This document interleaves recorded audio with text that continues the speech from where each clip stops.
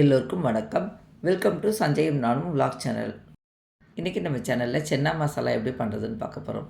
இது வந்து ரெஸ்டாரண்ட்லலாம் எப்படி சென்னா மசாலா சேர்ந்த மாதிரி இருக்கும் மசாலாவோட, அந்த மாதிரி செய்ய போகிறோம். வீடியோவை ஸ்கிப் பண்ணாமல் பாருங்கள், அப்போ தான் உங்களுக்கு நான் என்ன சொல்கிறேன்றது புரியும். சின்ன சின்ன டிப்ஸ்லாம் நான் அதில் சொல்லியிருக்கேன். வாங்க எப்படி செய்கிறதுன்னு பார்க்கலாம். வீடியோ பார்க்குறதுக்கு முன்னாடி நம்ம சேனல் இதுவரை நீங்கள் சப்ஸ்கிரைப் பண்ணாமல் பார்க்குறீங்கன்னா சப்ஸ்கிரைப் பண்ணிக்கோங்க. கூடவே இருக்க பெல் சிம்பிளை கிளிக் பண்ணிக்கிட்டிங்கன்னா நான் நெக்ஸ்ட் நியூ வீடியோ போஸ்ட் பண்ணது ஒரு நோட்டிஃபிகேஷன் வந்துடும். வீடியோ பிடிச்சிருந்தா மறக்காமல் ஒரு லைக் கொடுத்துருங்க. இப்போ நம்ம பண்ண போகிற சென்னா மசாலா பூரி, சப்பாத்தி இதோடலாம் சாப்பிட்றதுக்கு ரொம்ப டேஸ்ட்டாக இருக்குங்க. இப்போ சென்னா மசாலா எப்படி செய்கிறதுன்னு பார்க்கலாம் வாங்க. சென்னா மசாலா பண்ணுறதுக்கு நான் இன்றைக்கி வெள்ளை கடலை எடுத்துருக்கேங்க. அது நைட்டே ஊற வச்சுருக்கேன். இதோட அளவு வந்து 500 கிராம். நல்லா ஃபுல் நைட்டு ஊறினதுனால கடலை நல்லா பெருசாக ஊறி இருக்குது பாருங்கள். இப்போ நம்ம வேக வச்சுக்கலாம். குக்கர் வச்சுருக்கேன். டைரெக்டாக நம்ம குக்கர்லேயே எல்லாமே வேக வச்சிடலாம். ஈஸியாக வேலை முடிஞ்சிடும். கடலை எடுத்து குக்கரில் சேர்த்துட்றேன்.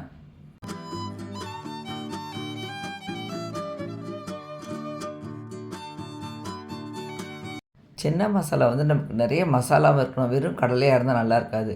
அதுக்காக நம்ம கடலை எவ்வளோ எடுக்கிறோமோ அதுக்கு ஈடாக வெங்காயம் எடுத்துக்கலாம்.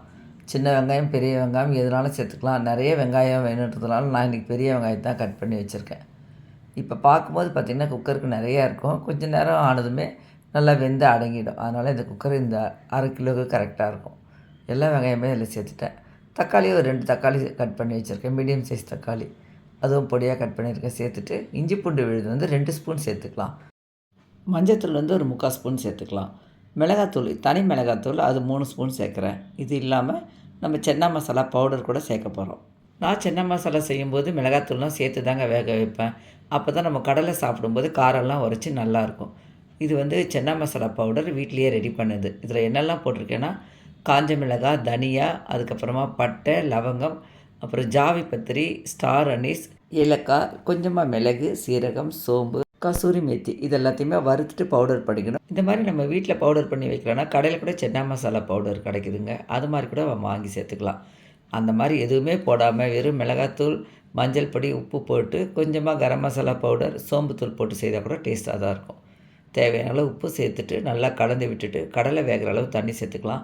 நிறைய தண்ணி சேர்க்கணுன்றது கிடையாது. வெங்காயமே நல்லா தண்ணி விடும். மூடிட்டு வெயிட் போட்டுடலாம். 5 விசில் வைங்க. அப்போ கடலை வந்து கரெக்டான பதத்துக்கு வெந்திருக்கும். குக்கரில் ப்ரெஷர் அடங்கிடுச்சு. இப்போ ஓப்பன் பண்ணி பார்க்கலாம். நம்ம கடலை, வெங்காயம்லாம் போடும்போது எவ்வளோ உயரமாக இருந்தது பாருங்கள். இப்போ நல்லா வெந்து அடங்கிடுச்சு பாருங்கள்.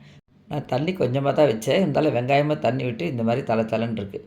இதுவும் கரெக்டாக தான் இருக்கும். நம்ம எண்ணெய் ஊற்றி இதெல்லாம் கொட்டி கலரி எடுக்கணும். அப்போ நம்ம தொட்டுக்கிற அளவுக்கு பதம் கரெக்டாக இருக்கும். இப்போ கடலை எவ்வளோ வெந்திருக்குன்னு பார்க்கலாம். கடலை வந்து ரொம்ப குழஞ்சும் போகாமல் தொட்டோம்னா நல்லா ப்ரெஸ் ஆகுது பாருங்கள். இது வந்து கரெக்டான பதமாக இருக்கும். இப்போ வந்து குக்கரை இறக்கிட்டு அதில் ஒரு கடாயை வச்சுக்கிறேங்க. ஸ்டவ் ஆன் பண்ணிவிட்டு எண்ணெய் சேர்த்துக்கலாம். இது செவந்த கலர் வரணும். அதுக்காக கொஞ்சம் எண்ணெய் கூட தான் தேவைப்படும். பட்டை, லவங்கமும் 2 சேர்த்துக்கலாம். கூடவே ஒரு பே லீஃப் சேர்த்து பொரிய விடலாம். சென்னா மசாலா சேர்ந்த மாதிரி இருக்கிறதுக்கு நான் ஒரு டிப்ஸ் சொல்கிறேங்க. நம்ம வேக வச்ச கடலையிலேருந்து கொஞ்சமாக எடுத்து மிக்ஸி ஜாரில் சேர்த்துருக்கேன். அது நல்லா ஆறணும். ஆறுனதுக்கப்புறம் மிக்சியில் சும்மா பல்ஸ் மோடில் போட்டு 2 சுற்றி எடுத்துக்கலாம்.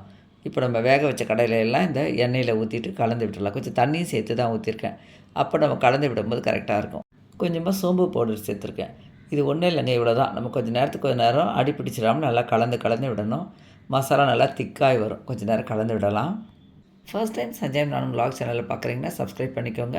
கூடவே இருக்க பெல் சிம்பிளை கிளிக் பண்ணிக்கோங்க. நான் எடுத்து அடிக்கடி கலந்து விட்டுக்கிட்டே இருந்தேன். தண்ணியெல்லாம் நல்லா வற்றி இருக்குது பாருங்கள்.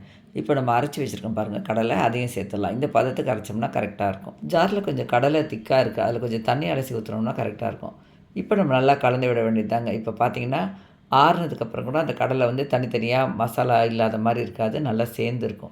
ஒரு 2 நிமிஷத்துக்கு அந்த மாதிரி நல்லா கலந்து விட்டுட்டு ஒரு ஹாஃப் லெமன் பிழிஞ்சிருக்கேன். அந்த லெமன் பிழிஞ்ச வீடியோ மிஸ் ஆகிடுச்சு.